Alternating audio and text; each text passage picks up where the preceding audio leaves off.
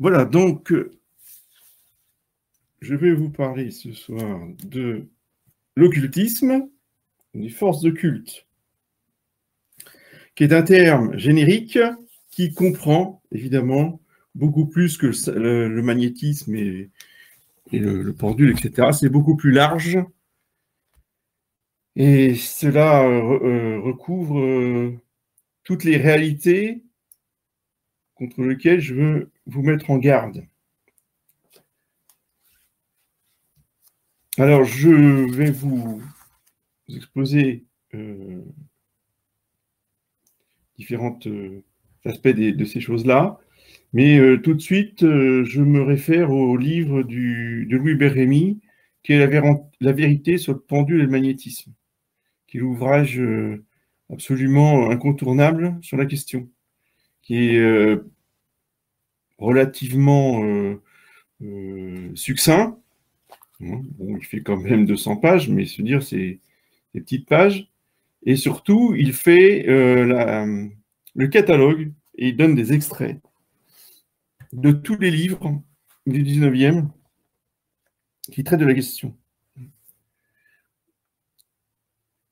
Et ça, c'est très précieux.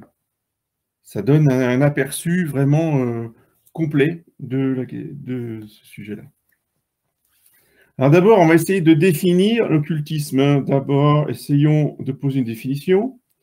L'occultisme se présente comme une recherche de connaissances portant sur l'avenir, l'inconnu ou l'au-delà, par des moyens non scientifiques et très souvent magiques, en vue d'une mainmise sur le destin. Je trouve que cette définition est vraiment complète et présente tous les aspects des choses. Donc, il s'agit de prendre main sur notre avenir, alors que justement, l'homme n'a aucun pouvoir sur son avenir. L'avenir appartient à Dieu seul. Donc, c'est une recherche de connaissances.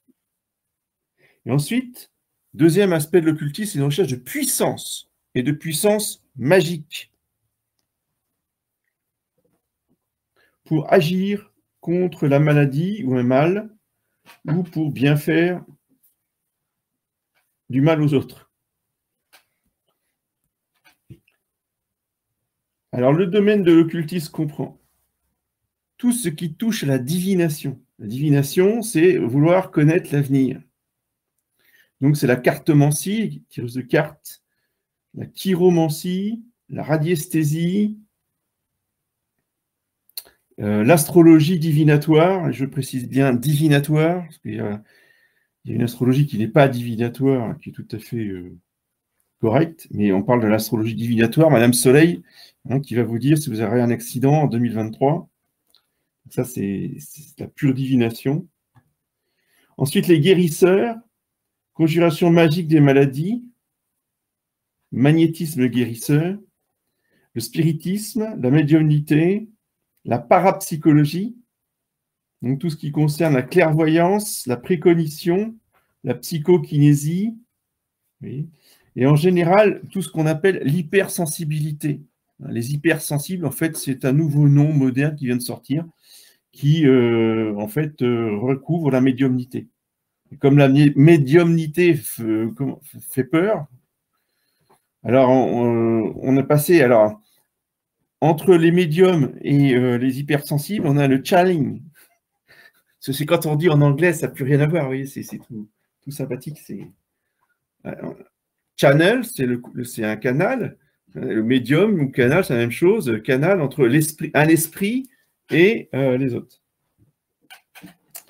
Ça recouvre aussi la magie noire et le satanisme. Bon, ça, c'est évident. D'ailleurs, ce n'est pas le sujet de la conférence de ce soir.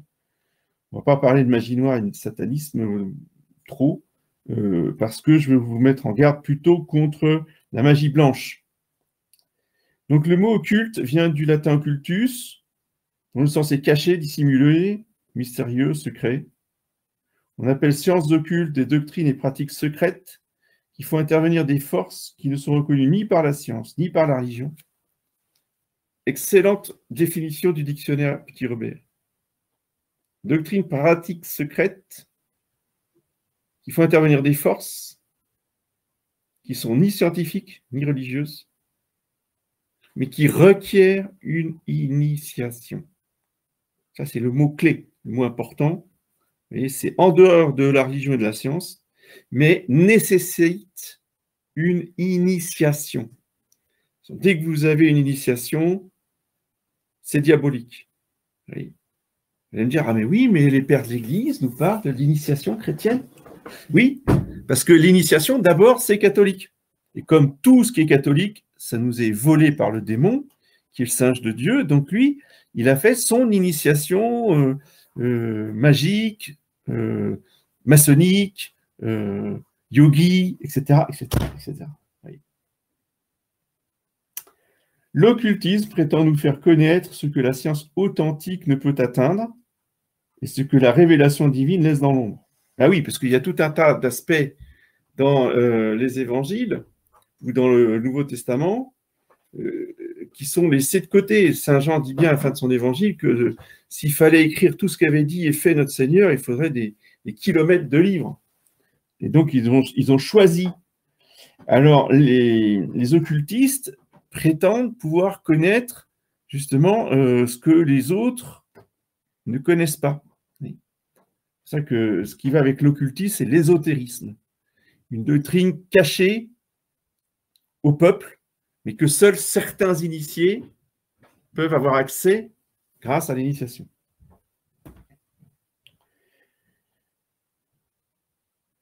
Donc l'occultisme conduit à entrer en connivence avec des forces cachées sans se soucier de savoir si ces forces ne sont pas mauvaises. Oui, alors ça, c'est toujours pareil, il y a, si vous voulez, d'indifférentisme religieux. Donc pour eux, il n'y a ni bien ni mal, il n'y a que des esprits. Voilà. Ils ne parleront jamais de démons, ils parleront toujours des esprits. Parce qu'il n'y a pas de jugement moral. Les deux moyens principaux utilisés dans l'occultisme sont la magie blanche et la magie noire. Qu'est-ce que la magie blanche? Elle consiste à invoquer, attention, Dieu, la Sainte Trinité, les saints, la Sainte Vierge, les saints anges, Saint Michel, et à prétendre s'approprier la puissance divine. C'est-à-dire qu'on traite toutes les choses saintes et sacrées comme étant des formules automatiques. C'est ça, magique, ça veut dire automatique. Donc on peut traiter toutes les prières de l'Église comme des formules magiques. Et dans ces cas-là, on appelle ça la magie blanche. La magie noire, elle consiste à invoquer Satan. Alors, on n'invoque plus les saints, on n'invoque plus Dieu, on n'invoque plus la Sainte Vierge, on invoque carrément Satan pour demander soit un bien, soit un mal, pour soi ou pour les autres. Alors, en général, pour soi, on ne demande pas le mal, mais on demande un bien. Et pour les autres, on peut faire du mal aux autres grâce à Satan, ou on peut guérir les autres grâce à Satan.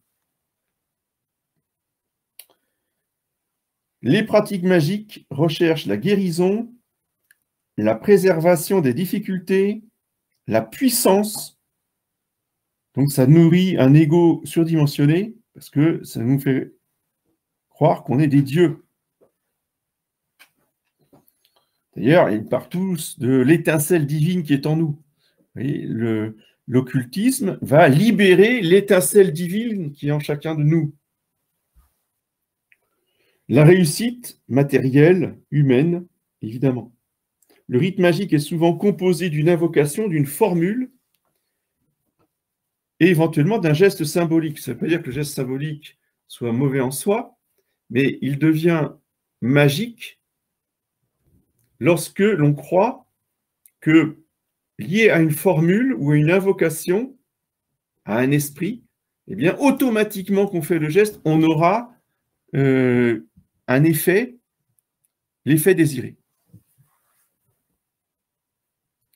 À la lumière de la Bible, toute magie est une abomination. Évidemment, prétendre à servir la puissance divine à ses fins personnelles est une illusion. La puissance ainsi mise en œuvre, quel que soit le type de magie, ne vient jamais de Dieu. Évidemment, puisque la spiritualité et la mystique chrétienne, c'est de se soumettre à la volonté de Dieu, au bon plaisir divin, et non pas de commander à Dieu à chaque fois qu'on récite une formule. Les capacités médiumniques permettent un accès au subconscient des personnes, donc une manipulation du psychisme des autres. Donc, attention à ces médiums, car ils peuvent intervenir dans nos souvenirs, dans notre psychisme, dans notre inconscient, si vous voulez, de la mémoire. Qu'est-ce qu'on appelle l'inconscient? Ce n'est pas l'inconscient de Freud, c'est la mémoire qui stocke des souvenirs, mais qui les oublie, entre guillemets. Ils sont stockés, mais ils sont oubliés. Oui. Eh bien, ceux qui ont des pouvoirs médiumniques ont cette capacité de faire ressurgir ces souvenirs incrustés dans la mémoire, donc dans le cerveau, dans une partie du cerveau, et de les faire revenir à la conscience. La capacité médiumnique provient souvent de démarches occultes magiques antécédentes, subies ou recherchées, par soi-même ou dans la famille proche. Il est vrai que certaines personnes semblent être nées comme ça. Encore faudrait-il vérifier si des pratiques occultes n'étaient pas déjà en usage chez leurs ancêtres, ce qui est souvent le cas. D'où l'importance de se renseigner sur la pratique des ancêtres, oui, ne serait-ce que pour s'en protéger. Même si on a entendu parler de rien, ben posons des questions. Est-ce qu'il n'y aurait pas certains dans la famille qui ont commencé à trafiquer avec le pendule, le magnétisme, l'occultisme, etc. C'est des choses très importantes à savoir. Il est vrai que certaines personnes semblent être nées comme ça. Ces pratiques ouvrent les portes de l'âme. Ces portes ont été verrouillées par Dieu à la sortie du paradis terrestre. Et le tentateur suggère aux hommes de lui ouvrir ces portes par des pratiques magiques ou des techniques de yoga afin qu'ils puissent investir l'âme. Parce qu'une fois qu'on a ouvert les portes, ce que les hindous appellent les chakras, ben le démon, il peut rentrer comme il veut. C'est open bar, il se sert, il s'installe et il agit. Et une fois installé, il est très difficile de le déloger. Le chrétien peut-il utiliser l'occultisme? Ben évidemment, non, jamais. Utiliser les puissances occultes est directement contraire à l'attitude pratique de la foi et finit par en détourner. Et voici ce qui est directement contraire à l'amour de Dieu, la réduction de la prière à un geste, à une formule d'une efficacité immédiate. La prière, c'est comme les antibiotiques, c'est pas automatique. Et la caractéristique de la magie, c'est l'automatisme. Automatisme du soulagement, la recherche d'une efficacité à tout prix pour contrer une difficulté. En fait, c'est la fuite de la souffrance qui est dessous. C'est la fuite de la croix. C'est la fuite de l'effort. C'est le désir de savoir à l'avance ce que d'autres ne savent pas, ce que d'autres ne peuvent pas savoir. En fait, l'occultisme et la magie cultivent tous les vices. Oui. En plus de vouloir se rendre maître de son destin, de sa vie et de son avenir, ce qui est le propre de Dieu, c'est vouloir être comme Dieu. Le chrétien doit donc s'interdire absolument de requérir les services de personnes ayant des pouvoirs occultes. Il doit aussi rechercher les raisons qui l'amènent à fuir ses propres responsabilités. Voici ce qu'on lit dans le Deutéronome, chapitre 18. Lorsque tu seras entré dans le pays que Jéhovah ton Dieu te donne, tu n'apprendras pas à commettre les mêmes abominations que ces nations-là. On ne trouvera chez toi personne qui fasse passer au feu son fils ou sa fille, qui pratique la divination, l'incantation, mantique ou magie. Personne qui use de charme, qui interroge les spectres ou les esprits, qui invoque les morts, car quiconque fait ces choses est en abomination à ton Dieu, et c'est à cause de ces abominations que ton Dieu chasse ces nations devant toi. Tu seras parfaitement fidèle à ton Dieu. Deutéronome chapitre 18. Parce que, évidemment, l'occultisme, et ça c'est très bien expliqué dans la première partie du livre de Louis Bérémy, quand il cite en particulier Gouchelot des Mousseaux, eh bien, c'est le paganisme. Oui. Tout ça, c'était déjà présent dans tous les temples païens. Il n'y a rien de nouveau sous le soleil. On n'a rien inventé, ni au XVIe, ni au XIXe, et encore moins au XXe. Tout ça existait dans les temples, était pratiqué par les prêtres païens. Donc en fait, le magnétisme, le retour du magnétisme, c'est le retour du paganisme. Et comme par hasard, ça explose au moment de la Renaissance.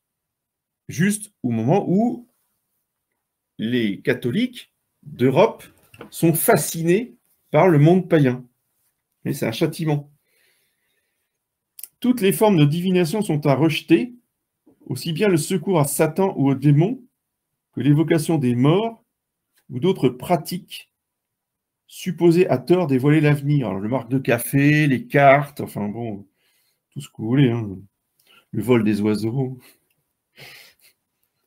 Toutes les pratiques de magie ou de sorcellerie par lesquelles on prétend domestiquer les puissances occultes pour les mettre à son service et obtenir un pouvoir surnaturel sur le prochain, fût-ce pour lui procurer la santé,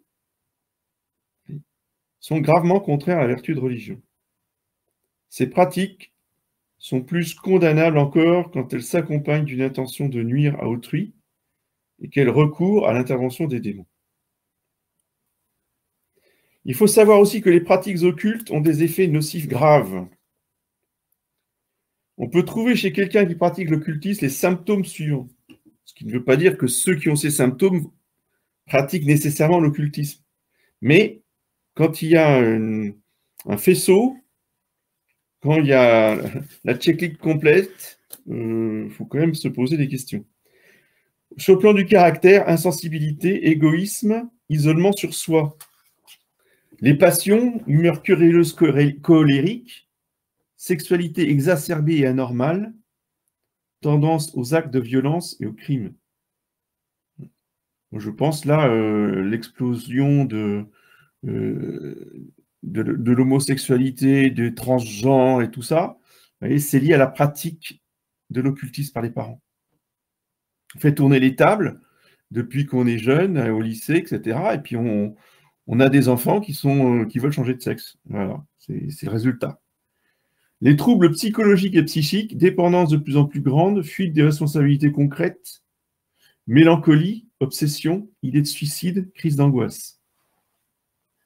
Surtout s'ils sont associés au plan spirituel à la disparition de la prière, de la pratique sacramentelle, de l'incrédulité à l'égard de la parole de Dieu et de la parole de l'Église, du magistère donc, agnosticisme, athéisme, pensée blasphématoire. Si on a tout ça ensemble, on peut être quasiment certain qu'il y a de l'occultisme dans les parages. Alors comprenons bien que l'atteinte au culte ou le lien au culte comporte bien des degrés différents. Et le lien au culte est une expression, à mon avis, tout à fait judicieuse et exacte. Mais ce n'est pas une possession. Possession, c'est que le démon pilote le corps et l'âme. Il prend quasiment, non pas la direction de la volonté, mais la direction du corps en mettant l'âme, en mettant l'intelligence et la volonté en sommeil. Donc la personne perd conscience et le démon, gouverne le corps à sa guise. Ça, c'est la possession. Évidemment, il ne s'agit absolument pas de ça ici. Il s'agit d'un lien, c'est-à-dire que le démon influence de manière continuelle. C'est pour ça que c'est un lien, il nous lie, il nous quitte pas d'une semelle, si vous voulez. Mais ce n'est pas une possession. Il ne prend pas les commandes. Il influence plus ou moins fortement. Ça comporte des degrés. Cela dépend de la fréquence et de l'intensité avec lesquelles on se plonge dans ce milieu du pouvoir réel mis en œuvre, de la distinction entre le fait qu'on est demandeur ou bien qu'on est un simple pratiquant.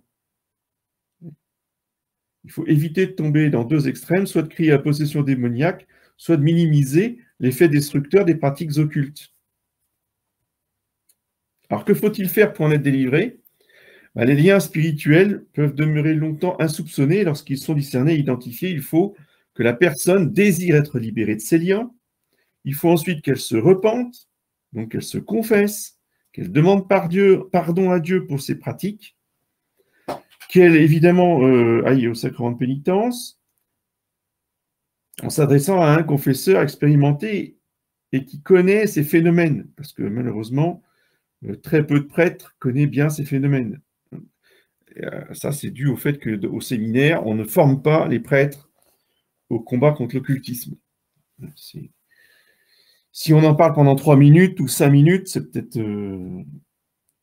Après, ça a peut-être changé depuis de mon temps, mais en tout cas, pendant de très très longues années, avant le concile, c'était encore pire, on n'en parlait rien du tout, on ne parlait même pas de la franc-maçonnerie. Donc on a fait quand même de grands progrès depuis.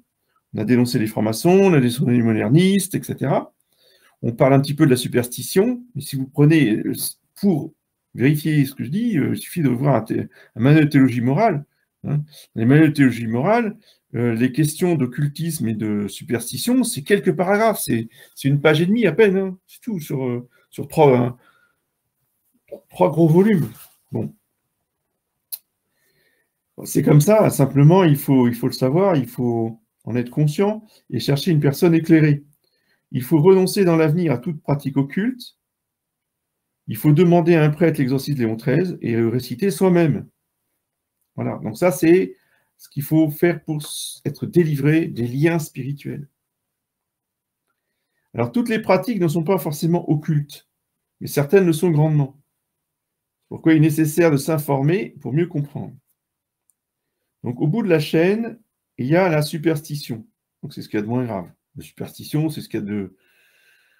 C'est rarement un péché grave, si vous voulez. C'est des péchés véniels, mais qui offensent quand même Dieu. Hein. C'est des péchés contre la religion. C'est une attitude de crédulité. Par exemple, je ne passe pas sous une échelle parce que ça porte malheur. Genre de bêtises. Ou, je ne sais pas, moi, le vendredi 13, il ne faut pas faire certaines choses. Bon, ça, c'est de la superstition. Il faut quand même s'en corriger. C'est des choses qu'il faut absolument bannir de sa vie. De même, l'astrologie peut devenir complètement superstitieuse. Quelqu'un qui ne peut pas commencer sa journée sans consulter l'horoscope, complètement stupide qu'il y a dans les journaux et les magazines, vous voyez, là, c'est pareil. Bon, c'est pas grave, mais ce sont des péchés véniels qui ouvrent la porte, vous voyez, aux démons pour aller beaucoup plus loin. Alors, c'est ainsi que certains peuvent croire que les colliers pour les dents, bénis par un prêtre, évitent aux nourrissons de pleurer au moment où ils sortent leurs dents. Donc, dans le musée des loufoqueries, on n'est pas au bout de nos surprises. Hein. Ça, c'est juste un exemple, hein, parce qu'il y en aura d'autres. Hein. Bon, ça, c'est ce qu'il y a de moins grave. À l'autre bout de la chaîne, il y a les choses graves. Il y a l'utilisation de la magie blanche ou noire, entremêlée, pour plonger des familles entières dans un cercle vicieux d'angoisse, de certitude qu'on leur en veut, parce que, évidemment, l'un des fruits empoisonnés de la magie, c'est la paranoïa. Les gens deviennent fous. Hein. À force de pratiquer la magie, les gens finissent complètement fous et donc paranoïaques, voire schizophrènes, c'est-à-dire qu'ils ont plusieurs personnalités. Et comme on se croit attaqué par le démon, eh bien, au lieu d'aller voir un prêtre, on va aller voir un désenvoûteur qui va vous délivrer des envoûtements en invoquant Satan. C'est extraordinaire, ça. Cela revient à demander au diable de nous protéger du démon. Je vous dis que ça fait devenir fou. C'est exactement ça. Les personnes, maintenant, qui touchent les malades ont-elles reçu un don de guérison? Les guérisseurs. Alors, les guérisseurs, aujourd'hui, ils ont pignon sur rue, ils ont même une plaque. Hein, guérisseurs magnétiseurs. Ils sont partout, hein, dans les chapelles. Hein. Il y avait un des guérisseurs magnétiseurs comme ça, à Guingamp, qui m'avait croisé dans un supermarché. Il m'a dit, « Ah, monsieur l'abbé, c'est formidable, vous êtes en soutane, tout ça, vous avez les commandes. Ah, c'est vous, abbé Grossin. Ah, ben, venez manger à la maison. Je suis un fidèle de Carnabat et je suis un admirateur de Monsieur Williamson. » Et quand j'arrive chez lui pour répondre à son invitation, je vois à côté du portail, là, une belle plaque dorée magnifique Guérisseur, magnétiseur. Ça commence mal. Effectivement, ça a très très mal commencé et ça tournait très très vite au vinaigre. Mais pour vous dire que ces gens-là sont absolument partout, les guérisseurs. Alors qu'est-ce que c'est que ces gens-là?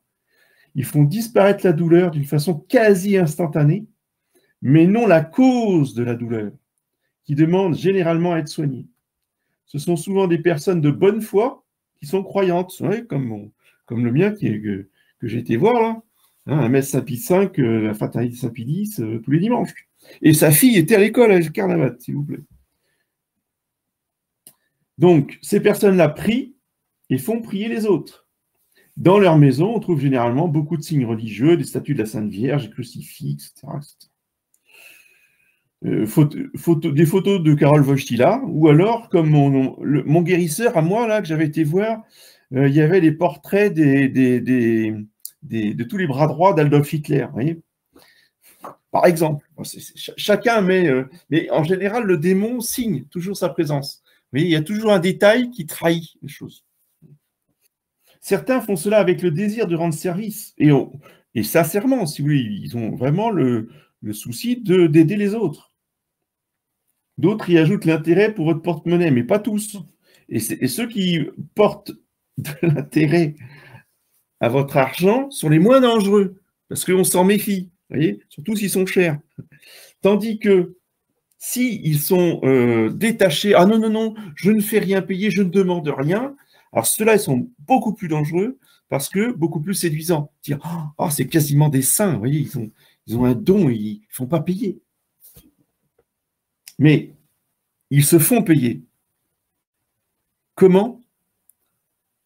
En mettant les personnes qu'ils soignent, qu'ils soulagent, en leur dépendance psychologique. Il y a une véritable emprise du magnétiseur sur le magnétisé. Et c'est ça nourrit leur orgueil. Et pour certains, ils n'ont pas besoin d'argent. Le plaisir d'avoir quelqu'un sous son pouvoir à ce point-là leur suffit à leur bonheur. Les prières maintenant. Les guérisseurs agissent à partir de ce qu'ils appellent des prières. Mais le problème est que ces prières peuvent être en fait des prières de magie blanche. Ils considèrent qu'elles produisent un effet naturel systématique. Oui. Donc, même les Je vous salue Marie, où on attend un miracle systématique, peut être transformé en formule de magie blanche. Il faut le savoir. Parce que ce n'est pas le fait de dire matériellement la prière que Dieu entend. C'est avec quelle intention, avec quel état d'esprit, avec quel sentiment dans le cœur. C'est ça. Ou encore, et c'est le cas le plus fréquent, ces personnes possèdent une ou plusieurs véritables formules magiques qu'elles ont reçues de leur famille, ou bien de quelqu'un d'autre, une initiation, un initiateur. Ces formules contiennent plusieurs noms de saints, au milieu desquels on glisse le nom de Judas, ou bien d'un autre démon, c'est-à-dire des noms qu'on ne connaît pas du tout. Ben, le nom qu'on ne connaît pas du tout, c'est le nom d'un démon. Et c'est pourquoi aussi, les guérisseurs les marmonnent à voix basse pour qu'on ne comprenne pas. Ces prières ont été répertoriées par celui qu'on a appelé l'abbé Julio, qui est un prêtre apostat, hein, qui est devenu un magicien, et qui s'est fait ordonner évêque chez les vieux catholiques. Alors son nom, il ne s'appelait pas Julio. Hein. Julio, c'est son nom de plume. C'était Monseigneur Housset. Donc l'abbé Julio répertorie ses prières. Si vous avez des livres de l'abbé Julio chez vous, vous mettez loin dans la poubelle. Hein. Évidemment, cela peut être mélangé avec des signes de croix, des impositions de main, des prières à dire chez soi, et peut être mélangé avec la radiesthésie, le pendule, le magnétisme et tout le reste. Leur efficacité, il y a bien sûr des charlatans qui ne s'intéressent qu'à l'argent. Cependant, après une visite chez un guérisseur qui agit avec succès, dans un domaine précis, par exemple conjurer les brûlures, couper le feu, guérir des zonas, arrêter des hémorragies, faire disparaître des verrues, supprimer la douleur provoquée chez les nourrissons par la sortie des dents, etc., etc., il est fréquent de constater qu'il s'est passé quelque chose. Au minimum, a-t-on pu constater la suppression de la douleur. C'est la raison pour laquelle on retourne les voir en cas du retour du mal. Parce que le mal finit toujours par retourner, par revenir. Plutôt. Seulement, il se déplace. On n'a plus mal aux dents, on a mal au genou. Ah, il magnétise le genou. Ah, c'est formidable, j'ai plus de douleur au genou. Et puis, 15 jours, 3 semaines après, on retourne parce que j'ai mal au coude. Et puis, c'est une chaîne sans fin. Il ne s'agit donc pas d'une guérison, mais de la disparition de symptômes organiques, au prix d'effets secondaires se situant à d'autres niveaux, auxquels on ne fait pas attention, on ne prête pas attention. Et surtout, les gens qui n'ont pas l'habitude de faire du discernement des esprits, vous voyez, ils font aucune relation entre leurs problèmes psychiques et le magnétiseur. Il ne s'agit pas d'une guérison d'origine divine, jamais la guérison divine n'a cet automatisme systématique. Les miracles de Lourdes sont des grâces que l'Immaculée distribue librement à qui elle veut, et non à tous ceux qui viennent se baigner dans les piscines. Parce que sinon, il y aurait 100 fois plus de monde à Lourdes qu'il y en a déjà. Vous voyez, si automatiquement, dès qu'on se plonge dans la piscine, en ressortant, on était guéri, tous les malades de la Terre viendraient à Lourdes pour être guéris. Ça serait de la magie blanche. Le miracle n'est pas soumis à la volonté de l'homme. Le miracle dépend de la volonté de Dieu. La magie blanche prétend toujours soumettre l'intervention divine à la formule prononcée par l'homme. Du moment que l'homme a bien prononcé chaque mot, même s'il ne les comprend pas, parce que des formules en latin, on ne comprend pas, ah, mais j'ai prononcé chaque mot, donc automatiquement, ça doit être nécessaire, je dois être guéri après avoir dit la formule. Donc il s'agit de conjuration magique des maladies, et non pas de guérison, opérée par magie blanche. Alors qu'est-ce que la magie blanche? La magie blanche consiste à invoquer Dieu et prétendre s'approprier la puissance divine. La magie noire consiste à invoquer Satan et à s'approprier la puissance satanique. Parce qu'en fait, Satan, effectivement, se met au service de l'homme, et dès que l'homme demande quelque chose, Satan se fait un plaisir de l'exaucer. Alors, les magnétiseurs. Il est difficile de parler du magnétisme parce qu'il demeure mal défini scientifiquement. Sommes-nous réduits à faire appel à l'existence d'énergies vitales mal connues? On peut d'abord constater que les magnétiseurs affirment avec insistance que 3 ou 4 séances par jour épuisent leur puissance magnétique. Alors, que penser des magnétiseurs qui magnétisent du matin jusqu'au soir? Certainement s'ils sont efficaces, c'est que cela ne vient pas d'eux, mais bien du démon. Dans le même sens, on constate que le magnétisme guérisseur semble se rencontrer particulièrement chez les personnes qui sont allées voir des guérisseurs, qui ont subi l'influence de la magie blanche. Par ailleurs, les personnes qui vont voir des magnétiseurs observent souvent sur elles-mêmes des conséquences graves dont nous avons parlé, dépendance vis-à-vis du magnétiseur, angoisse, cauchemar. Le don de guérison existe dans l'Église et n'a rien à voir avec la magie. Et ce don de guérison que notre Seigneur annonce pour ses apôtres en Saint Marc, chapitre 16, allez dans le monde entier et proclamer l'évangile à toute la création. Celui qui croira et sera baptisé sera sauvé, celui qui ne croira pas sera condamné. Et voici les miracles qui accompagneront ceux qui ont cru. En mon nom, ils chasseront les démons, ils parleront de nouvelles langues, ils saisiront les serpents, et s'ils boivent quelques poisons mortels, il ne leur fera aucun mal. Ils imposeront les mains aux malades, et ceux-ci seront guéris. Donc, le Seigneur Jésus ordonne d'abord de proclamer la parole de Dieu, donc d'enseigner la foi, et ensuite, il invite à imposer les mains aux malades pour qu'ils soient guéris. Les miracles sont là pour accompagner et confirmer la parole de l'évangile, de la mission.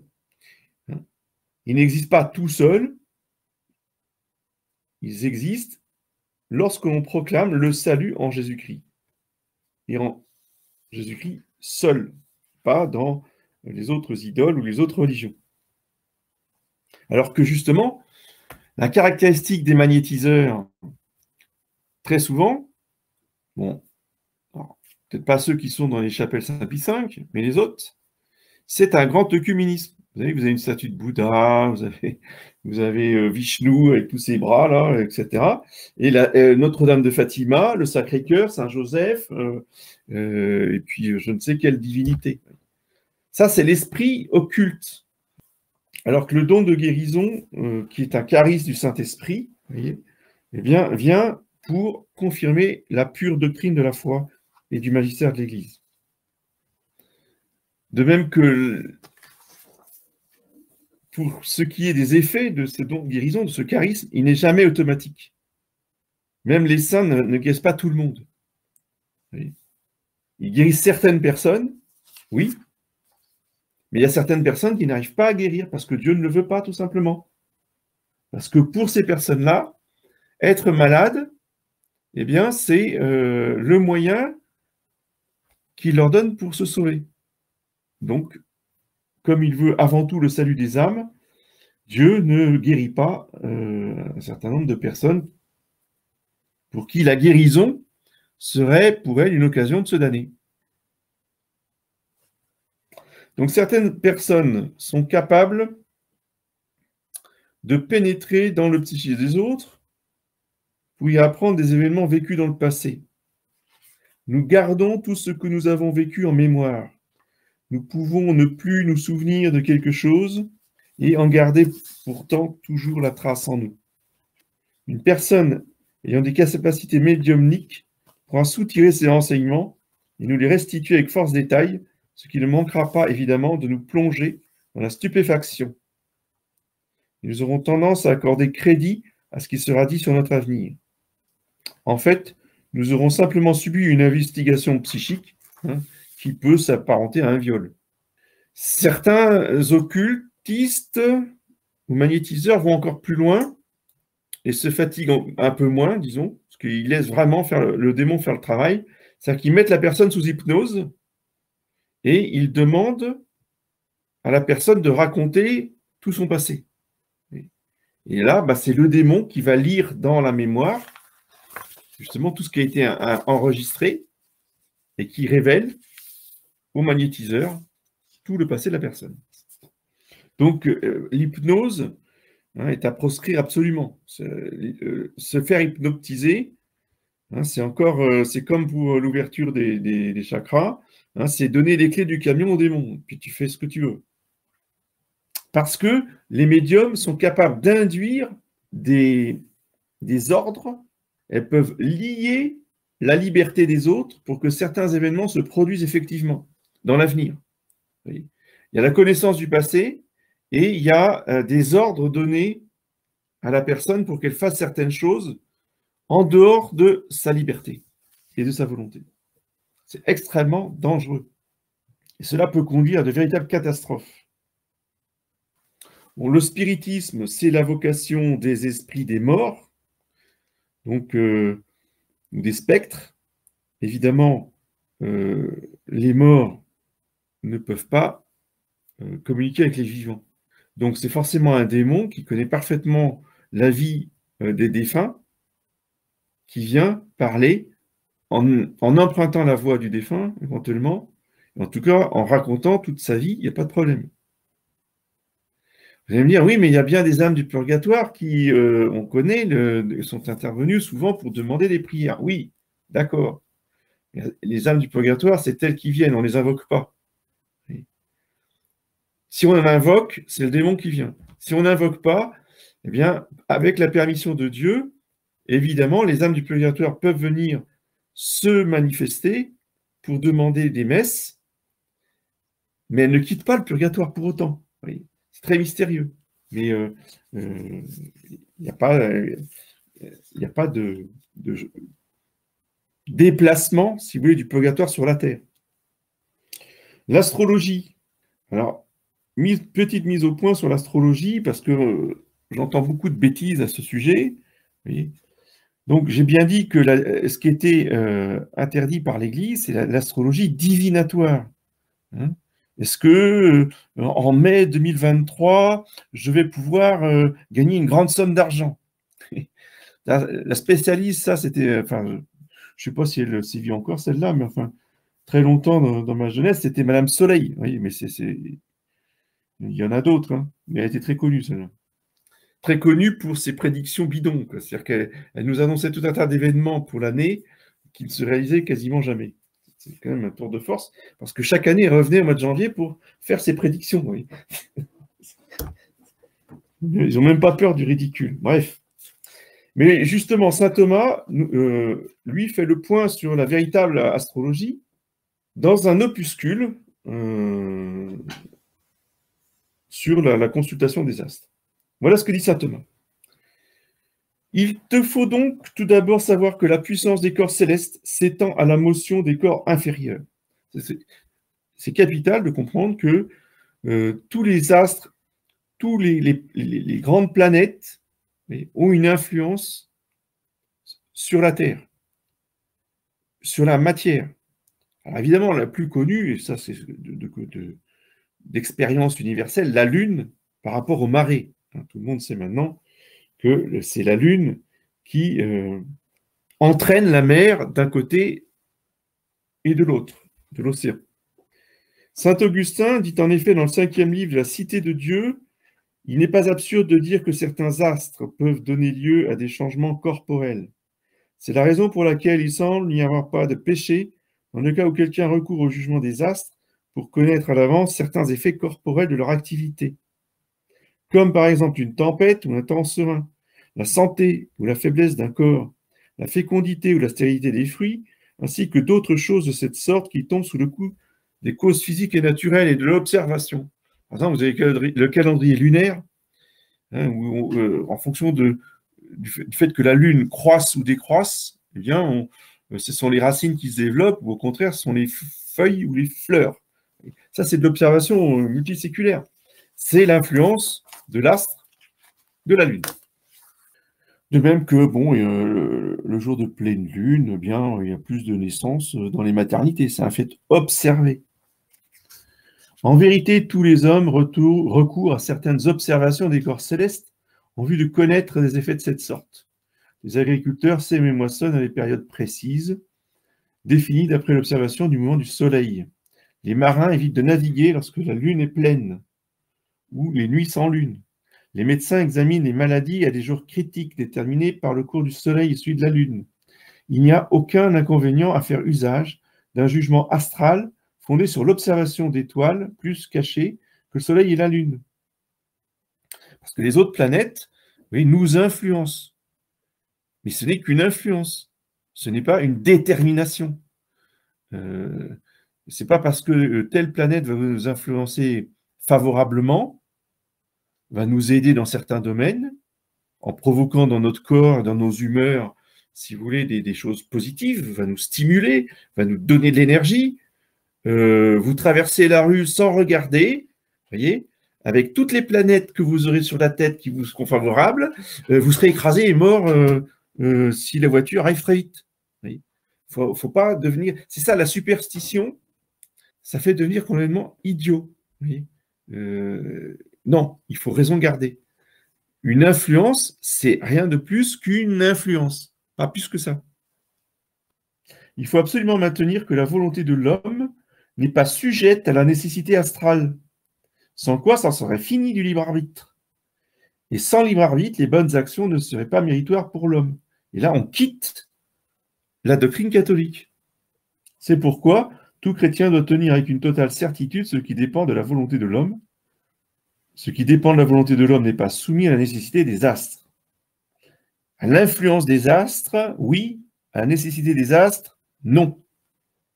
Mais le diable, afin d'induire tout le monde en erreur, s'immisce dans les prédictions de ceux qui se tournent vers les jugements astraux pour connaître l'avenir des affaires humaines.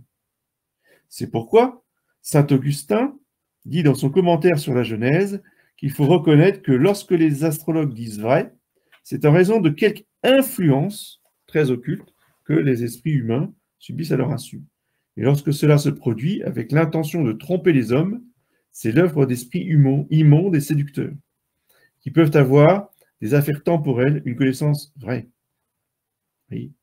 Donc c'est l'avenir libre, les futurs libres, comme dit saint Thomas. Les futurs libres, c'est le futur qui dépend de notre liberté. Et ça, aucun astre ne peut le déterminer, aucun astre peut nous l'annoncer.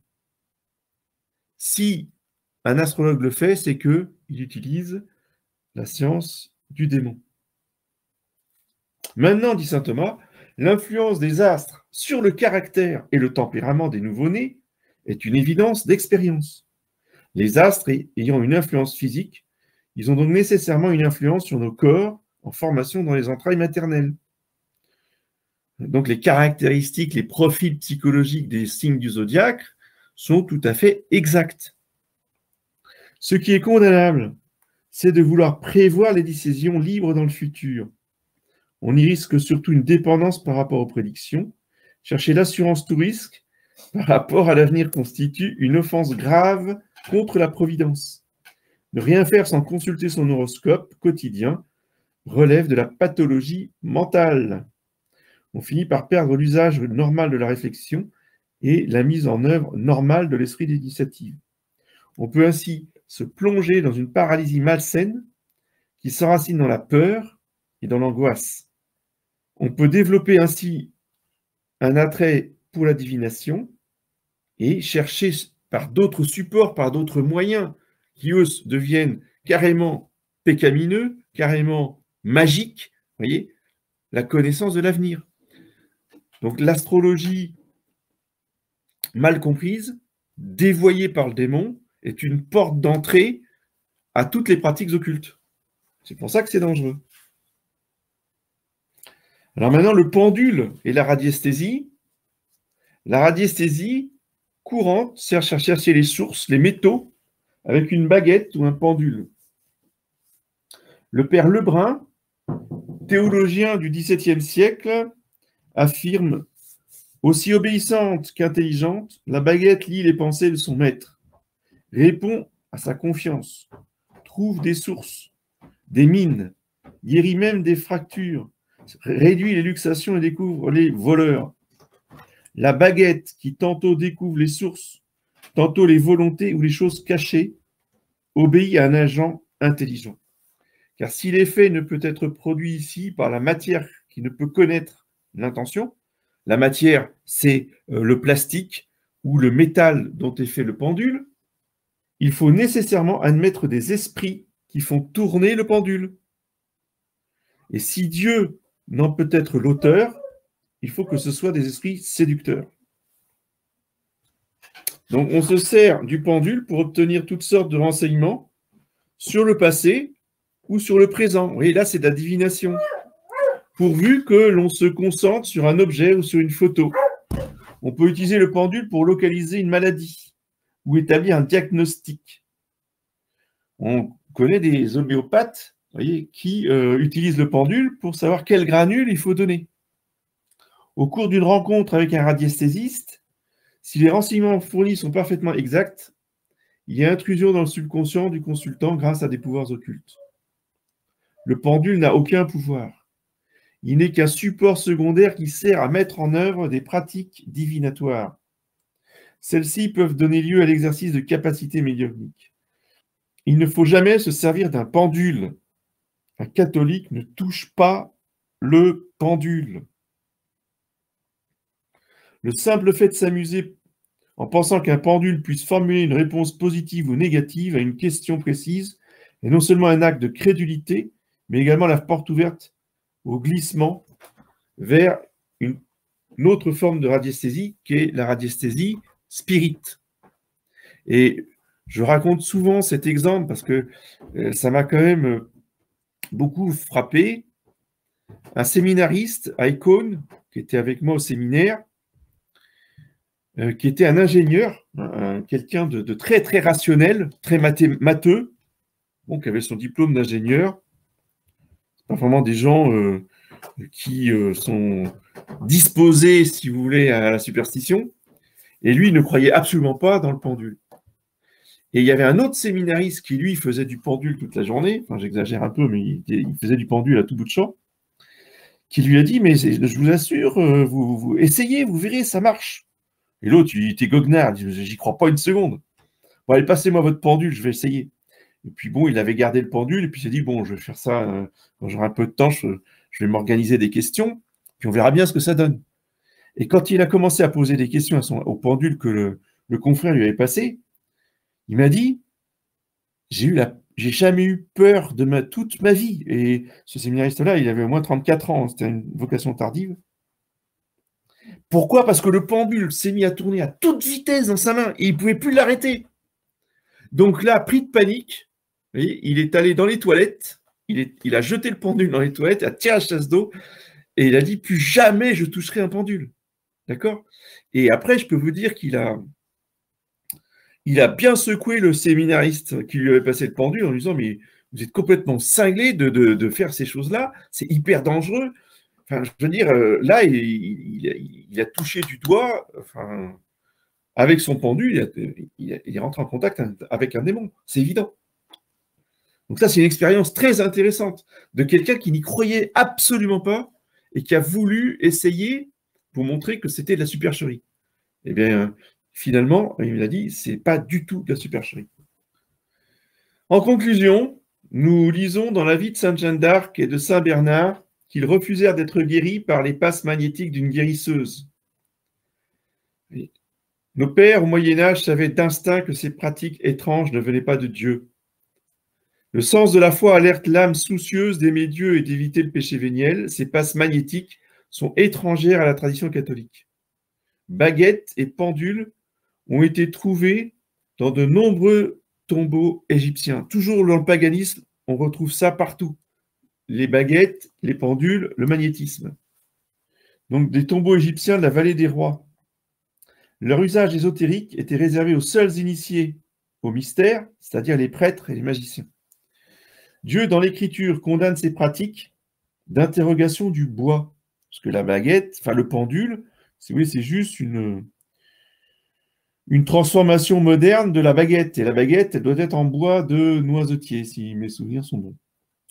Et Dieu dit, dans le prophète Osée, chapitre 4, « Mon peuple consulte son bois et sa baguette, le renseigne sur l'avenir. » Habakkuk, chapitre 2, « Malheur à celui qui dit au bois, anime-toi et lève-toi. »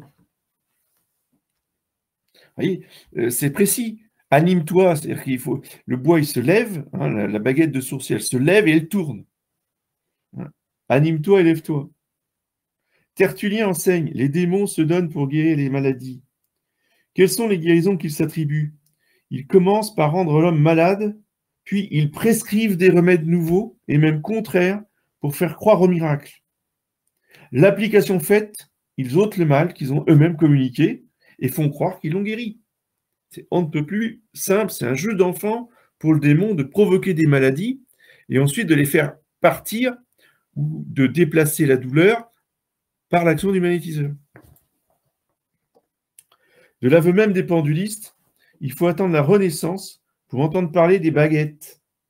C'est dans un grimoire appelé le Dragon Rouge que l'on trouve en 1521 la première indication sur la manière de se servir d'une baguette. André Daumière, dans son livre Les pouvoirs du pendule, aux éditions Chou, ceux qui connaissent un peu les éditions ésotériques, vous savez, c'est les livres noirs avec des lettres en argent, là, c'est les éditions Chou, c'est extraordinaire. C'est à ne jamais lire, évidemment, n'allez pas lire ça par vous-même. Donc, il y avait un de ces livres, c'est Les pouvoirs du pendule. C'est quand même intéressant de lire ce qu'eux-mêmes disent. Voici les prières extraites du Dragon Rouge que l'on doit réciter pour que la baguette soit efficace. Dès le moment où le soleil paraît sur l'horizon, vous prendrez dans un but divinatoire de la main gauche une baguette vierge de noisetier sauvage. Vous la couperez de la main droite en 3 coups, en disant « Je te ramasse au nom de ceci, de cela », enfin des noms de démons, afin que tu aies la vertu de la Vierge de Moïse, de Jacob, pour découvrir tout ce que je voudrais savoir. Et pour la faire tourner, il faut dire en la tenant serrée dans ses mains, par les 2 bouts qui font fourche, « Je te commande au nom de démons de me révéler ceci ou cela. » Et ça marche. Donc l'Église a réagi très fermement contre ces pratiques. Le 12 avril 1690, le Concile de Grenoble interdit l'usage de la baguette sous peine d'excommunication. D'accord? Donc, tout de suite, au XVIIe siècle, l'Église a compris le danger de ces pratiques occultes. Donc, ceux qui étaient pris sur le fait d'utiliser ça étaient excommuniés. En 1701, La Sainte Inquisition met à l'index un livre paru en 1693, La physique occulte ou traité de la baguette divinatoire, écrit par un prêtre. Oui. Et les prêtres ont été toujours les pionniers et les plus grands apôtres du magnétisme, de la baguette, de la radiesthésie, etc. En général, l'Église les a excommuniés, ou les a interdits, ou les a sanctionnés, mais on trouve beaucoup de prêtres dans ces pratiques radiesthésistes. Il a fallu une intervention de Pie XII pour interdire l'usage du pendule et de la baguette pour les clercs. Décret du Saint-Office du 26 mars 1942. Décret du Saint-Office du 26 mars 1942. Alors, parmi les nombreux ouvrages qui traitent de ces questions-là, et que vous trouvez pour la plupart aux éditions Saint-Rémy, vous avez le cardinal L'Épicier, Le Monde Invisible, Monseigneur Join, la Revue internationale des sociétés secrètes, l'abbé Ribet, Mystique divine distinguée des contrefaçons diaboliques, Gougenot des Mousseaux, La magie au XIXe siècle, Les moyens et les médiateurs de la magie, Pratiques et mœurs des démons, et enfin les hauts phénomènes de la magie. Quasiment, vous les trouvez tous aux éditions Saint-Rémy. Monsieur de Mireville, là aussi réédité par les éditions Saint-Rémy, Des esprits et leurs manifestations diverses. Et enfin, un ouvrage remarquable et passionnant de Monsieur Bisoire, Des rapports de l'homme avec le démon. Là aussi, que vous trouvez aux éditions Saint-Rémy. Bon, je pense avoir dit l'essentiel. Évidemment, je n'ai fait que survoler le sujet. Je ne vous ai donné que quelques principes, quelques clés. Pour avoir une vue plus précise et plus développée, encore une fois, je vous renvoie à l'ouvrage de Louis-Hubert Rémy, Quelle est la vérité sur le pendule et le magnétisme. Alors, est-ce qu'il y a des questions? Bon, je vous avais dit par écrit, mais là, vous pouvez aussi intervenir. Je vais voir si certains ont... Personne n'a mis baguette. Alors, intervenez à ce moment-là. Bonjour, monsieur l'abbé. Voilà, bonsoir. J'aurais une question, s'il vous plaît. En bon catholique, donc on n'utilise pas la baguette pour l'eau notamment. Et comment on peut faire, par exemple, parce que moi j'aimerais avoir un puits chez moi, mais je prie mon ange gardien, je prends ma pelle et je sais pas. Il y a une autre solution pour trouver l'eau? Non, non, vous leur demandez de venir vous trouver de l'eau. Du moment que vous ne l'utilisez pas. Ah d'accord. Ah bah, je pensais qu'on n'avait pas le droit, que c'était pas bien quoi, de faire appel à eux. Je m'y autorisais pas. Merci. Du coup, Oui, parce que de toute façon, si vous voulez, ces gens-là, de toute façon, ils font ça toute la journée. Hein. Donc, qu'ils viennent chez vous, qu'ils ne viennent pas, ça ne changera strictement rien à leur état vis-à-vis de ces pratiques-là. Donc, autant utiliser ce qu'ils font, et du moment que vous ne pratiquez pas ça, ben, voilà. Ce n'est pas parce que vous allez les appeler que ça va changer quoi que ce soit à leurs activités. merci. Bon, s'il n'y a pas de questions, ben, on va se quitter là. Je vous souhaite une bonne soirée et à bientôt.